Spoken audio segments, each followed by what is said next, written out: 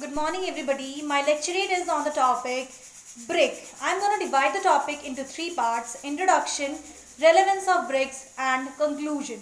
The brick was initially coined in the year 2001 by an economist named Jem O'Neill. It was initially comprising of four nations: Brazil, Russia, India, and China. In the year 2010, South Africa got added into the list. If you look at the contribution of Brics in today's world, it contributes to about 45% of global population and 36% of global GDP. Recently, Kazan meeting was held in Russia wherein five more nations got added into the list. The nation includes Iran, Saudi Arabia, Ethiopia, Egypt, and also Indonesia got added recently. Now let us look at the relevance of Brics in today's world. With the introductions of Saudi Arabia and Iran into the list, the diversification of crude oils can easily be done. Number two, with the introduction of Saudi Arabia and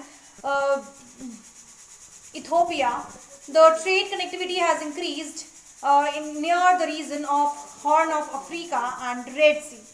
It has become a forum for the discussion of global issues, that is of terrorism, cyber crimes, and increasing climate change. It can also serve as a forum for the resolver of the disputes between the nations, that is India and China, Saudi Arabia and Iran. It can also be a forum for the discussion of global issues or the reforms in WTO, UNSC. Apart from this, it can serve as a forum for India to become a leader of the global south wherein it can discuss these issues related to it.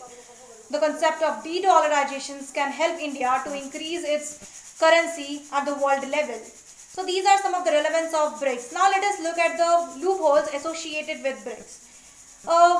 Number one issue is the relevance of Brics is not that much important as of now because it has become more of a talk shop and it is lacking global long-term goals. So it needs to walk in here.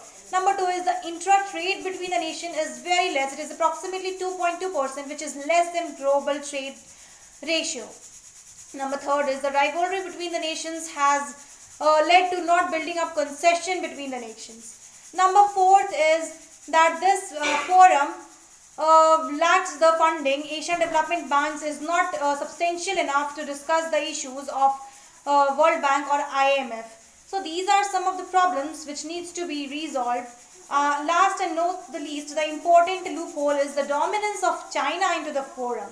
So we need to look into these issues, and these issues can be solved only by building up concessions between the nations and promoting people-to-people relations between the nations. And lastly, they need to keep the rivalry aside and need to work for the global good. Then only the idea of multilateral world can be achieved and BRICS can become a substantial tool in the near future. Thank you.